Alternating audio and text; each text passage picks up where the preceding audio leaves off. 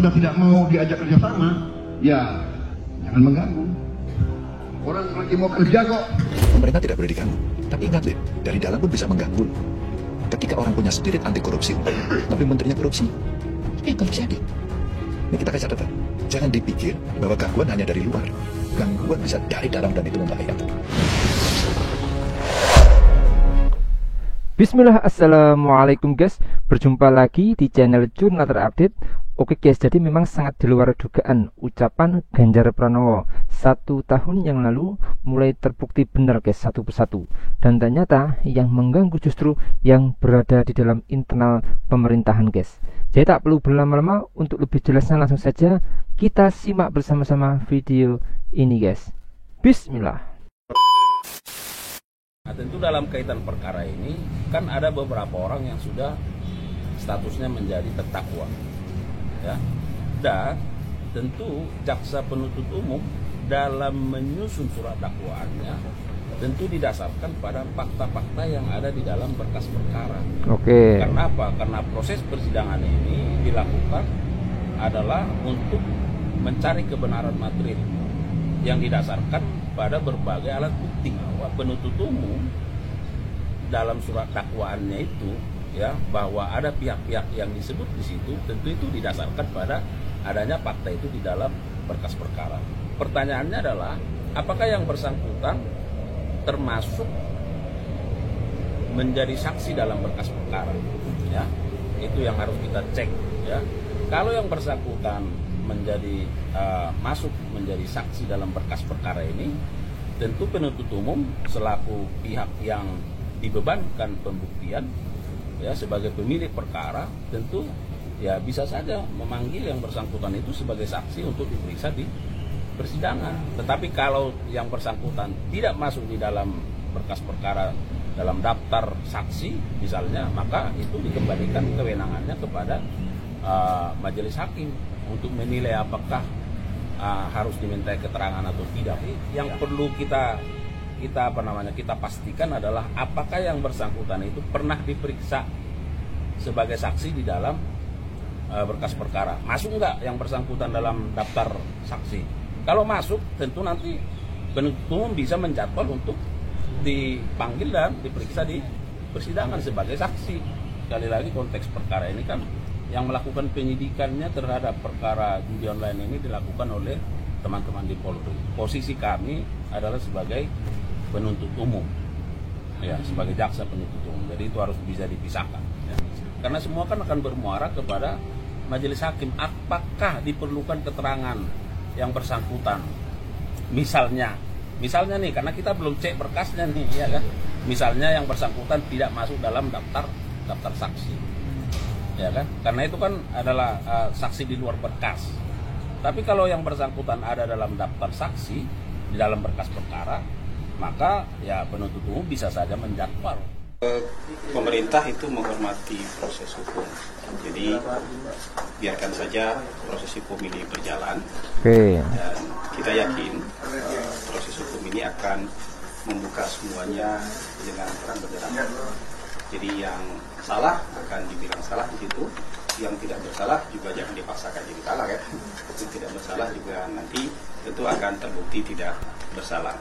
Jadi kita tunggu saja proses-proses seperti ini, dan kita harapkan masyarakat, teman-teman media juga memantau ini dengan proper.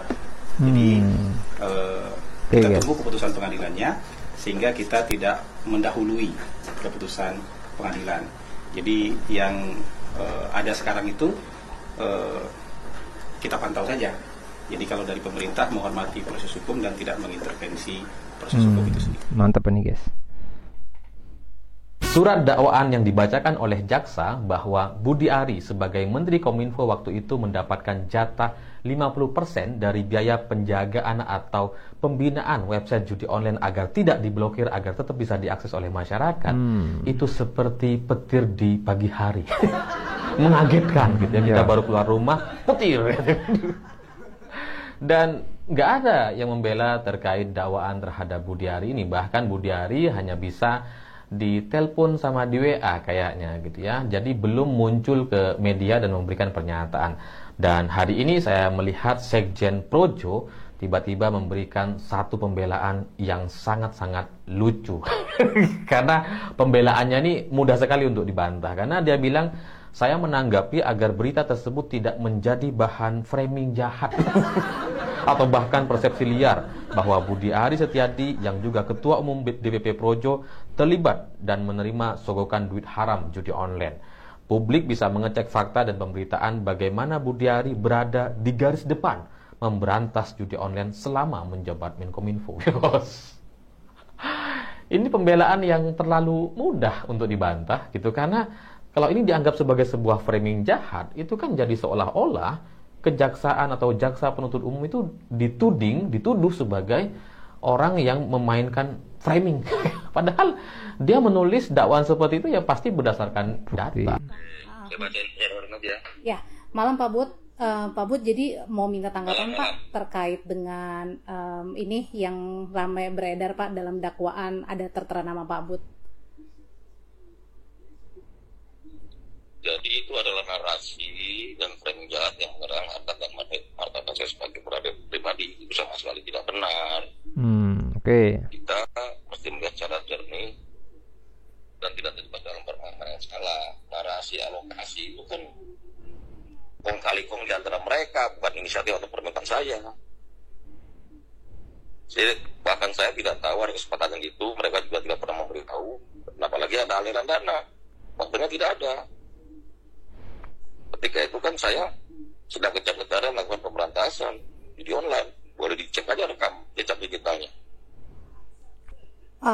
Tapi kemudian yang... Jadi menurut hemat kami ada 3 poin penting yang dapat membuktikan bahwa saya sama sekali tidak terlibat dalam perlindungan judi online seperti narasi yang beredar, fitnah yang keji ini. Intinya pertama, mereka para peserta tidak pernah bilang ke saya akan memberi 50%. Mereka tidak akan berani bilang karena memang selesai proses hukum.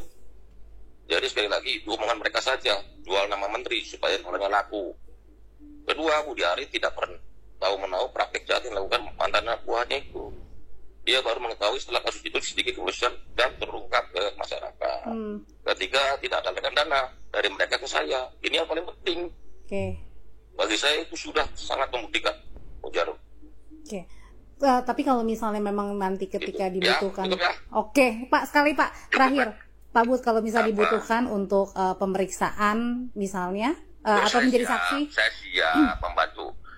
Itu kan sudah ada BAP, BAP sumpah saya, waktu saya dipanggil, bisa dipakai, bisa digunakan. Siap kalau gitu. Begitu. Ya, makasih banyak Pak Bud. Oke guys, jadi ini sangat-sangat mengejutkan sekali guys soal kasus ini guys. Jadi kembali lagi soal ucapan Ganjar Pranowo kira-kira sekitar 1 tahun yang lalu itu mulai terbukti guys satu persatu. Pak Ganjar Pranowo dulu pernah mengingatkan Presiden terpilih Prabowo Subianto bahwa pihak yang bekerja sama dalam kabinet bisa saja mengganggu jalannya pemerintahan. Ganjar lantas mengilustrasikan pihak yang mengganggu itu ketika pemerintah ingin menciptakan pemerintahan bersih, tapi ada pihak di dalam justru melakukan tindak pidana korupsi. Nah, kali ini nama Menteri Koperasi dan UKM Budi Ari Setiadi kembali menjadi sorotan setelah disebut dalam surat dakwaan kasus dugaan suap terkait pemblokiran situs judi online di Kominfo. Budi Ari diduga menerima 50% dari total komisi yang dibagikan dalam praktik pengamanan situs judi online guys. Kepala Kantor Komunikasi Presiden atau PCO Hasan Naswi pun buka suara dan menyebut pemerintahan saat ini menghormati proses hukum yang berjalan dan tak akan melakukan intervensi apapun. Sementara itu ketika dikonfirmasi, Menteri Koperasi Budi Ari Setiadi membantah narasi terkait dirinya menerima 50% uang hasil pelindungan situs judi online yang dilakukan oknum pegawai Kementerian Komunikasi dan Informasi atau Kominfo. Ia menegaskan bahwa dirinya tidak terlibat dalam pelindungan judi online seperti narasi yang beredar. Jadi kira-kira menurut kalian gimana guys? Gimana ini? Terus komentarnya di bawah ini ya guys. Saya izin pamit dulu. Wassalamualaikum warahmatullahi wabarakatuh.